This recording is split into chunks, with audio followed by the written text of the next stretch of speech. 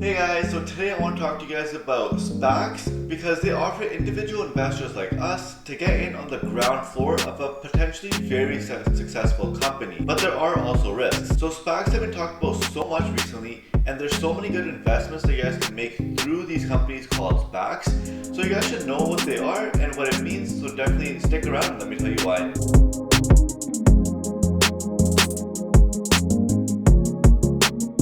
Hey guys, welcome back. My name is Galactic and thanks for visiting my page. If you're new to the channel, then don't be shy to hit that like and subscribe button down below for more research and content. Before I start, I do have to say that I'm not a financial advisor, so everything I say and do is for educational and entertainment purposes only.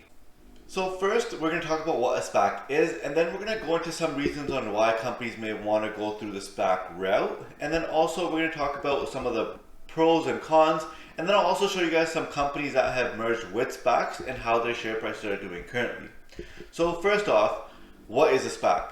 It stands for Special Purpose Acquisition Companies, and these are companies with no commercial operation, so they don't make anything or sell anything. Their main goal is just to raise money through an IPO or an initial public offering for the purposes of acquiring an existing company that isn't already public. So if we take a step back, if companies want to raise money, there's two main ways. They can either take on debt or they can give up equity. So through an IPO or an initial public offering, this is when a private company goes public. And when I mean public, this means when their shares are actually traded on the stock exchanges and their liquidity increases. So this is when they give up their shares to the public for money, which is giving up equity. But to go through this IPO process, you have to incur huge process costs, and it takes a lot of time to actually go through this process because there's a lot of paperwork that you have to fill out and give it to, for example, like the New York Stock Exchange or the brokers that you actually want to trade on. And however, a SPAC can be roughly done and closed within 2 months, and an IPO can take up to 6 months. And by the time the shares actually get to the public through an IPO, they're way above the IPO price because other institutional investors can privately buy the shares first since they have a lot more capital. So that's where we are at a huge disadvantage, but this changes with SPACs. So let me just give you an example with like the Airbnb IPO. It was supposed to IPO at $68, but it actually started trading at $146. So that's more than double what they even set the price to.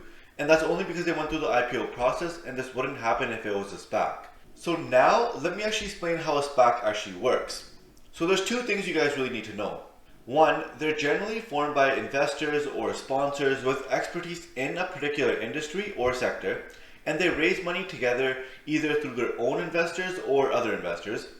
And number two, the money that's raised is placed in a trust account, and the funds that are in this account can't be used or taken out unless it's for one of two things. Either to complete the actual acquisition of the company or to return the money to the investors if the SPAC is liquidated. So that means like if they can't find the right company or a company at all.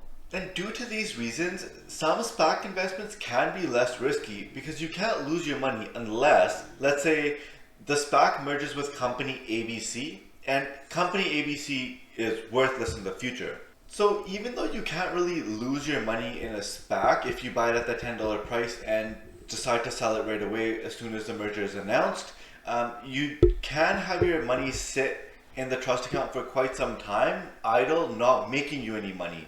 And that definitely is a disadvantage because that money could be used for something else to generate you more profits in the meantime. Because SPACs usually have 2 years to complete a deal or they face liquidation. So this is a huge advantage to us because if a SPAC IPOs at $10 and we buy the shares at $10 and they can't find a company to bring public, then we would just receive our $10 back without any risk. The only disadvantage is that our money was in that trust account for 2 years, and well, we should have hopefully had a pretty nice return in those 2 years, but we didn't lose anything. So now looking at some examples of SPACs, Virgin Galactic was a company that was brought public through one of its SPACs that I merged with, and this is a company that's hoping to take tourists to space. So the SPAC started in September 29 of 2017, and you can see that it was trading around the $10 level for about 2 years before it actually found the company that it is going to be merging with, which was Virgin Galactic. And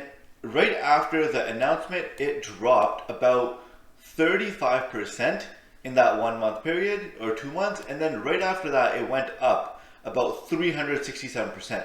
So you can see that they're very volatile, and this is only if we're looking at the short-term chart. Because if you look at the 1 year chart, you can see it's consistently actually going up. Right now sitting at around $23, and if you did invest 2 years ago in September, you're still looking at 130% gain in the 2 to 3 years, which is amazing.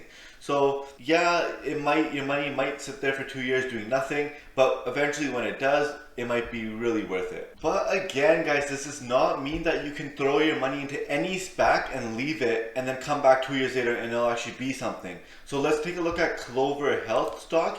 They are an online telemedicine company, and they merged, and the stock went to a high of around $17 around December 2020, and now it's sitting at only $8. So this is below what some of the institutional investors bought this stock at. So I haven't actually researched Clover Health enough to make an informed opinion on whether it's a good investment or a bad investment.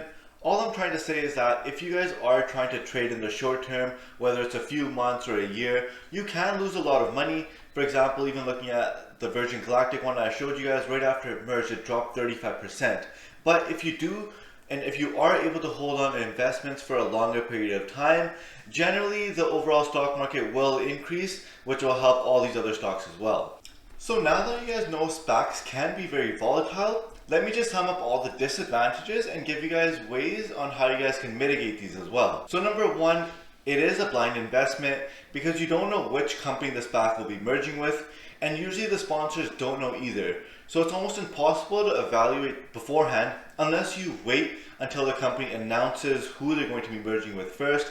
But usually if you do wait, the stock has already popped by then, and there isn't as much of a gain you guys can realize on these investments. So it's definitely better to get in beforehand. And number two, the lag time. Since SPACs do have 2 years, your money may be sitting in that trust account for 2 years, and the company may not even find a target, so you may just get the same money back 2 years later with no gain at all. However, a way to offset this disadvantage is that you guys can research the management team and see what kind of company they may be looking for and what their track records are, because a lot of managements have created multiple SPACs that they have actually closed out, and they're starting new ones as well. So for example, right now with Biden being elected, a lot of green energy plays are good. So I personally look at SPACs that are trying to merge with like electric companies, not necessarily like electric vehicles, but I mean green energy companies or utility companies. So you guys just have to be a little bit open to possibilities. And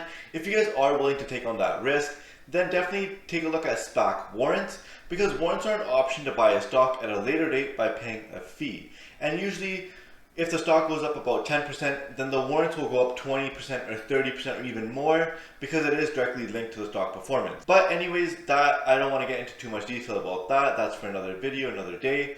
But anyways, that's all I have for you guys today. So if you found any of this information helpful, please go ahead and smash that like and subscribe button down below, and I'll see you guys next time.